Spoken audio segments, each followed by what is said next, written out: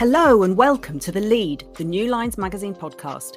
I'm Lydia Wilson, and this is a podcast where we delve into the biggest ideas, events, and personalities in the Middle East and beyond. In The Lead this week, we take a look at Tunisia's new constitution and what it means for the future of the country. Despite the low turnout and opposition boycotts, the constitution was narrowly approved by a referendum held last month on the 25th of July. This was the culmination of a turbulent year of political change. In July 2021, President Kais Saied removed the Prime Minister and dissolved Parliament, a move widely condemned as a coup. Yet opinions within the country were divided. Demonstrations expressed a level of popular support for the power grab and an abiding dissatisfaction with the status quo. Many hoped that a strongman like Saied could be the solution to Tunisia's worsening economic crisis. But the intervening months showed no improvement and more moves towards total control. By September 2021, protests had turned against Saied and his plan to scrap the 2014 post-revolution constitution. That constitution was Tunisia's great achievement. It had been won in the streets by Tunisia's citizens during the Arab Spring. Tunisia was where it all started in December 2010, when Mohamed Bouazizi, a market trader, set himself on fire in protest at his arbitrary treatment by corrupt officials. His despair resonated across the Arab world, sparking protests all over the region. But the uprisings played out very differently in different countries. Syria's Assad plunged the country into a horrific and violent civil war rather than step aside. Egypt's Mubarak was successfully overthrown, but a military coup restored the status quo within 2 years. Tunisia alone seemed to be treading a path towards democracy. Still, the 2014 constitution was far from perfect. The first post-revolution elections gave a majority to the Islamist party Ennahda, but its leader, Rashid Ghannouchi, proceeded with caution and agreed to share power with centre-left and secular parties. The constitution was a product of this, at times, uneasy alliance. It was written in vague, even contradictory language in order to unite the country and allow for future debate and development. As is always the case with such compromised documents, many were left dissatisfied, though not all for the same reasons. Some felt aggrieved by the lack of Sharia in the constitution. Others felt it did not adequately protect certain rights. Nevertheless, it did the job it was meant to do, maintaining stability in the crucial first days of Tunisia's new democracy. It did so through instances of high-profile terrorist violence, dire economic performance, and even a global pandemic. Until last year, that is, when Saied made his move to dissolve parliament. The new constitution concentrates formidable powers in the position of president, moving away from the carefully crafted inclusivity of the 2014 version. Tunisia is far from unique in its democratic backsliding. The past 10 years have seen a global shift away from democracy as countries like Hungary, India, and even the United States have slid towards authoritarianism.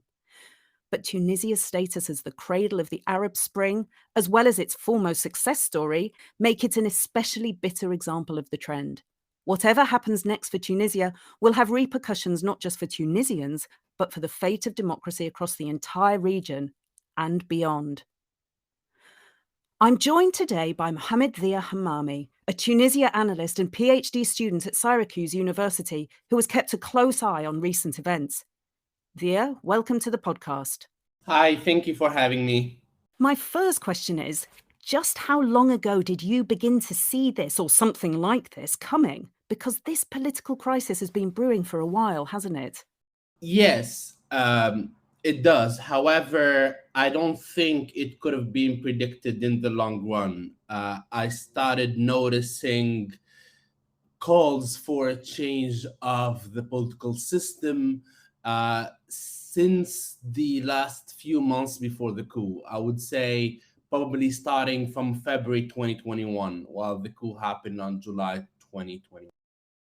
Right, and so he's already been ruling by decree for about a year. What is it about this new constitution that marks it as a sort of crucial turning point? What new powers does it give Saied? Kais Saied has unchecked power. He has control over the judiciary system. He cannot be removed or impeached in any way. He has total immunity for his action. And this is unprecedented. Even under Ben Ali, we used to have, at least on paper, some form of balance and check. The judiciary was never fully under the control of the president. In fact, there are some instances of resistance of the judiciary that we noticed under Ben Ali. In addition to that, Said draws his strength from his popularity, and as long as it remains at the current level, he may stay in power for at least 10 years, but the constitution allows him also to extend his mandate beyond 2032. So this really is as serious as people are commenting. I mean, that sounds like on paper, he's more of a dictator than anyone. Exactly. There are some people who even compare his power with the North Korean leaders, how on paper in the North Korean constitution, the parliament has the possibility to remove the president. And in Tunisia, no one does that. So we know that obviously in North Korea it's not possible because of the power dynamics. But we don't even have that in the new Tunisian constitution. Well, with it having passed, has Tunisia's democracy now passed the point of no return? Is there a way back? Well, I don't think it passed a point of no return because Said is having serious problem consolidating his power. We're seeing resistance from the judiciary. They went on an unprecedented general strike for a month. The police unions are now organizing against him, which means that he has problems controlling the internal security forces. And specialists of the civil military relations in Tunisia noticed that there is also a lack of loyalty among military officers. Only a small minority of Tunisian top officers seem to be loyal to Said.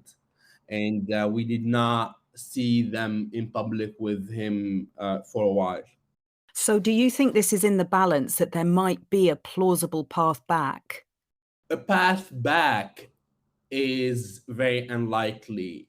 I think that a return to the 2014 constitution or a reestablishment of the parliament elected in 2019 is almost impossible. However, the current balance of power does not allow Said to establish a full dictatorship in the way Ben Ali did, for example, but it would also lead to a protracted instability. So there's everything really to play for in the future. Now, there are two people in particular who are right at the heart of all of this. We'll get to Syed in a minute, but for the moment, I'd just like to ask you about Ennahda leader, Rashid Ghannouchi. He founded the movement which became the Ennahda Party all the way back in 1981. So he's been one of the country's most influential Islamist figures for decades now, but he's not your typical Islamist, is he? Exactly. He actually even started the Islamist movement earlier in the early 70s. So he's been the leader of the Islamist tendency in Tunisia for 50 years. Even when he was in exile, he still had strong influence and the leadership position over the Islamist. And he's not the typical one. He also tends to present himself now as a Muslim Democrat, which is a new brand adopted in 2016. But his references and his mode of action are quite different from the traditional Islamist organizations in the Middle East, in the sense that he is not really in favor of revolutionary action or armored struggle, and he draws from a wide variety of intellectual traditions from within the Islamist tradition, but also from outside. Well, yes, I'd like to pick up on that because, as you mentioned, he was more than 20 years living in exile in the UK. And he once said that Britain embodied the values of his ideal Islamic state more than most Muslim majority nations. Now, that was shocking to many Islamists because so many of those contemporary projects were founded in direct opposition to Western hegemony and culture. How much do you think he really believed that? I think this is an excellent question. I noticed once in 2016 that he mentioned that today, or at least at that time, Tunisia was an Islamic state, and the journalist was shocked and didn't follow up. So I got to meet him and I asked him this very specific question.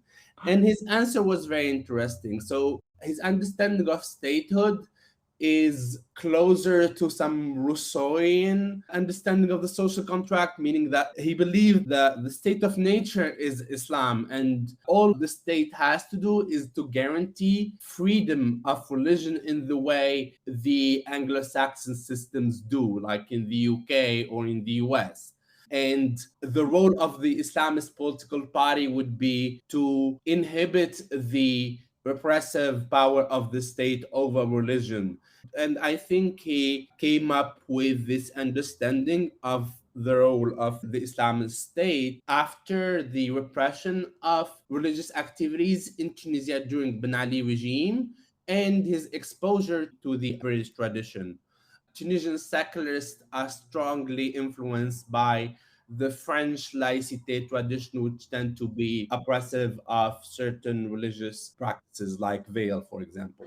Well, yeah, I mean, this is all fascinating, but I still wonder how much is a reflection of his actual beliefs. Does he genuinely disagree with the more mainstream Islamists we see across the region, including in Tunisia, or is he just better at PR?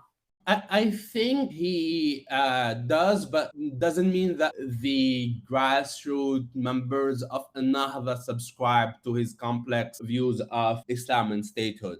And that's the major problem. Yeah, well, one thing I think is very clear about Ghannouchi is that he's a very canny political operator. He's survived decades as the most influential politician in Tunisia. So he supported Said's presidency. Can you understand why he did that? Yes, he did, and many political actors did, because uh, and myself, even as an observer, I'm not a politician. I did not expect Said. I misread Said. We did not have enough information about him. In his rhetoric, he tended to present himself as a Democrat. He did say in public that he gives importance to the rule of law. He does not have a military background. He didn't seem to have ties with the police or the military. So no one expected such a scenario. Mm. And the other reason why most people voted for Said in Tunisia, especially in the second round of the elections, is because his opponents, especially in the second round, were not that great. They were more problematic than him at that time. They were under investigation for serious corruption and financial crimes. So for most Tunisians, it was an easy choice to vote for Said instead of Nabil Qaroui. I just wanted to talk a little bit about Tunisia because many books on the Arab Spring painted the country as an exceptional case in the Arab world by pointing to elements in the society such as high participation of women in the workforce, the strong labor unions that have achieved so much in the country, the liberalism of society seen in markers like clothing, lack of hijab, and so on. Now, these things are real, but how much importance do you attach to these liberal elements in the country? How different do you think Tunisia really is from its neighbors? I think most of the research that has been done on the success or the relative success of the Tunisian experience was somehow teleological. Basically, they were saying, okay, Tunisia succeeded. Let's see what Tunisia has different, what has special. And that's why I think we tend to fall into these explanations. In fact, Tunisian society is not as liberal as it seemed to be. And even the seculars are not necessarily liberal in the political sense. Many seculars, or the large majority of seculars, drove from authoritarian intellectual references. There are a variety of political parties with Leninist tendencies, others with Arab nationalist tendencies, whether that's the Ba'ath or the Nasserist. So even the seculars are not liberal in the Western sense. And I think the literature did miss this part of the Of the story. story, exactly. Well, these labels are very misleading when you transfer them to different contexts, I feel. And I think there's a definite tendency to think of liberalism and authoritarianism as being opposites, but that's not always the case. And there's a very good case in point in the regime of Habib Bourguiba, Tunisia's first president. He achieved his admittedly liberal vision through violence and coercion. He silenced anyone who challenged him, both inside and outside of his own party, for 30 years. But how much of modern Tunisia would you think is down to Bourguiba's Tunisia? Just to regarding Bourguiba, Bourguiba was more a nationalist than a liberal. There was a liberal faction in his party that ended up opposing him, but he was more a nationalist and a secularist, not really a liberal. And I think we're still seeing the legacy of Bourguiba today. In fact, the most popular political party right now pretend to be a continuation of Bourguiba's legacy. But again, in the explanations we saw deployed during the last 10 years, the emphasis was more on the positive side, let's say, of Bourguiba's legacy than the negative ones. Right, because my abiding image of Bourguiba is he set out to remove the hijab, and there are pictures of him literally ripping it off somebody's head as if that was giving them more freedom with an act of sheer violence. And so I think that's where I'm coming from, in that kind of collision between claims of a liberal vision and actual violence to enforce it. And of course, there are lots of examples of that with imprisoning and torturing dissidents. But Bourguiba died in 1987, and the more overtly dictatorial, there were no promises that this was a democracy, Zine al Abidine Ben Ali took over. And he remained in power until the Arab Spring protests forced him out over 20 years later. How much continuity was there between the Bourguiba regime and the Ben Ali regime? So Bourguiba was removed from power in 1987 through a coup. It was presented as a medical coup or a constitutional coup, but it was still a coup. And during the first years of Ben Ali regime, there were a lot of positive signals sent by the new rulers, like, for example, the abolition of the state security court that was prosecuting politicians for treason and phony accusations like that. He pledged to organize elections. He started with initially municipal election, but he rigged it. And that's when things started turning bad, and the old authoritarian tradition of Bourguiba's legacy started appearing through the use of military courts to prosecute opposition leaders. Bourguiba did that more than once. Ben Ali did it. And now we're seeing Said using it again. So that's interesting. Is that what we're seeing? Is he best understood as another Bourguiba, another Ben Ali, or is he a new kind of autocrat for a new period in Tunisia's history? I think he is a new type of autocrat because he does not have the same level of acceptance among elites as Bourguiba and Ben Ali did. So if he wants to consolidate his power, he needs to come up with new tools and new tactics than Ben Ali and Bourguiba did. Well, I'd just like to explore actually how popular he actually is, because many, including Ghanouchi and the Ennahda party, called for a boycott of the referendum. And so, of course, the result is not representative of the country as a whole, but it did pass and is now law. Can we judge just how representative it is? Well, the call for boycott came from across the political spectrum. It started, like you say, from the Islamist party of Ennahda, Ghanouchi, and there was only actually one serious political party who called for a no vote. So there is a broad rejection of his constitution from the established elites. And also non-political. I'm working on business elites, and I try to list the business people who are supportive of the Constitution, and it was really difficult to find a Any? handful of names.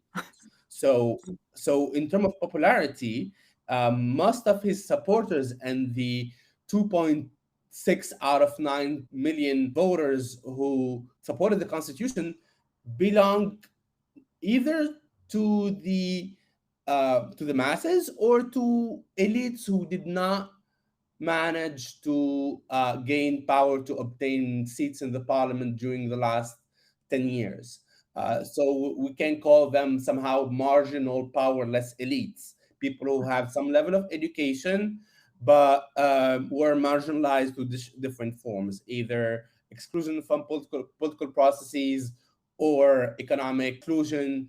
And so the centers of powers of the Tunisian system right now are not supportive of Said, and the large majority of the population is not supportive either. They are either passive, like the 50% who did not show up to the polls, but simply because they were not interested, or the 24% or 25% who did not show up to the polls because they were actively boycotting the constitutional referendum.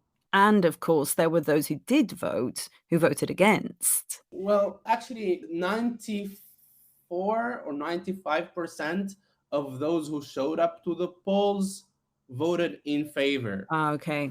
Okay. Yes. So it was really a sham referendum with a 90 something percent of yes vote. So that does explain what so many people are asking about this referendum, that it looks on the world stage that Tunisians have welcomed an end to a democracy they fought really hard for. But what you're explaining is that they didn't. Absolutely, they didn't. Those who supported the coup initially did not expect him to change the constitution. That was never a serious demand or even a popular one.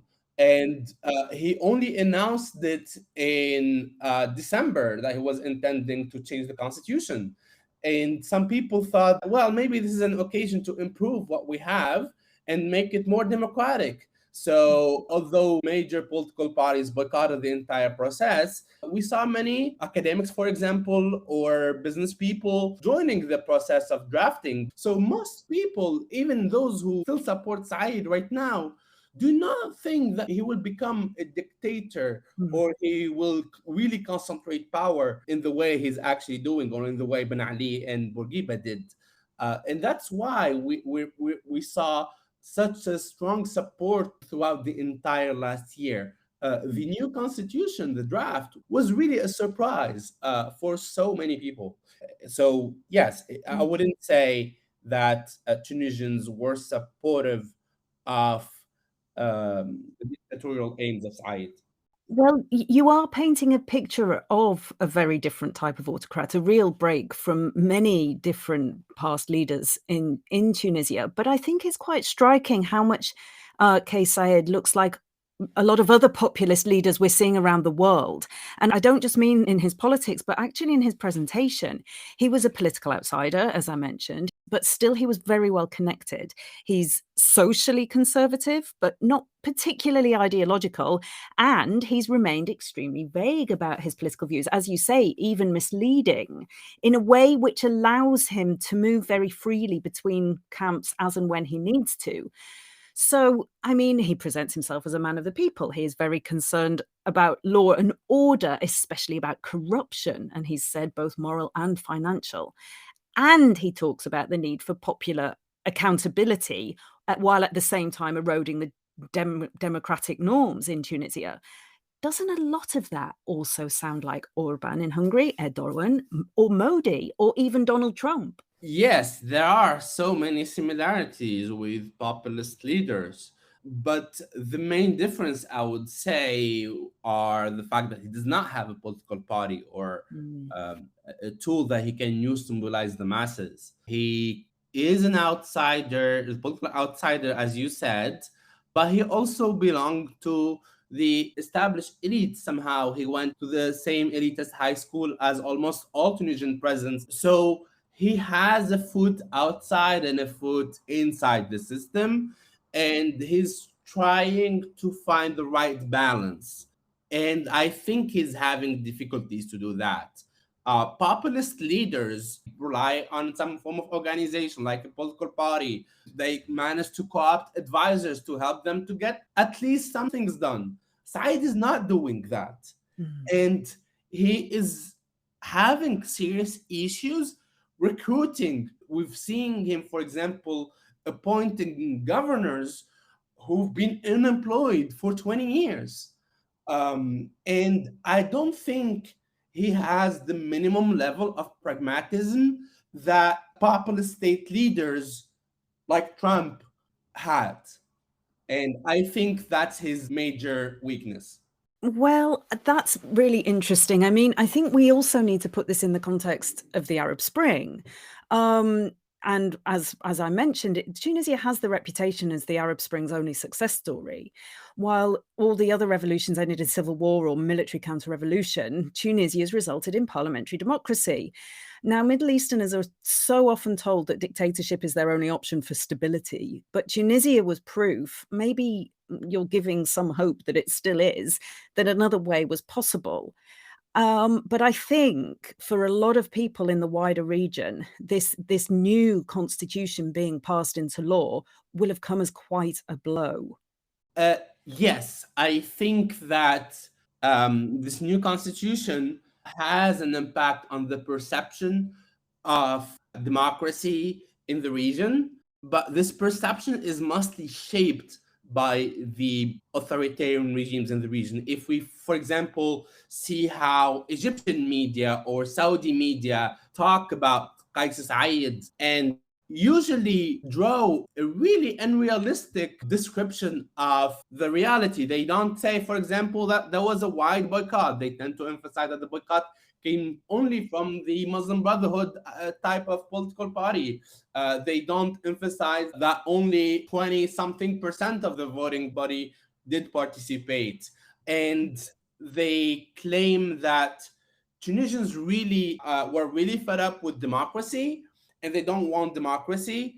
And the only experience that we had showed us that democracy is not the right form of governance, and that we should not try to move toward democracy in the future. Well, when we look at serious studies of attitude toward democratic values, such as freedom of expression, freedom of organization, individual liberties, and here I want to point to Nate Grubman's excellent work, where he went and asked people, design an experiment to see if Tunisians subscribe to the democratic values and norms. He found that yes, but maybe if you ask them about democracy, the brand democracy maybe is not catchy anymore for many Tunisians, but they still have that attachment. So that's why every time Said makes a move that remind us of what Ben Ali used to do, we still see a negative reaction from most Tunisians and from the media. So I think the authoritarian regimes in the region are mostly capitalizing on what Said did, reframing it to sell it in a different way to their population. So you don't think that this marks the end of the Arab Spring, it sounds? Well, I don't think of the Arab Spring as a never-ending period of time. I think the Arab Spring was the 2011 uprisings, but then every single country went in a different direction, and the possibility to build something, to build a democracy is still there. The democratic ideal is still alive among the Arab population, as surveys are showing us. So yeah, so that's what I would say. The Arab Spring was over a long time ago, but the aspiration for democracy is still there. Well, thank you. I mean, as a final question then, the referendum has passed. Saied seems to have a firm hold on power. And I'd like to ask you what comes next. Is there a political solution? Does he stay in power? Does he get toppled like Ben Ali? What do you think comes next for Tunisia?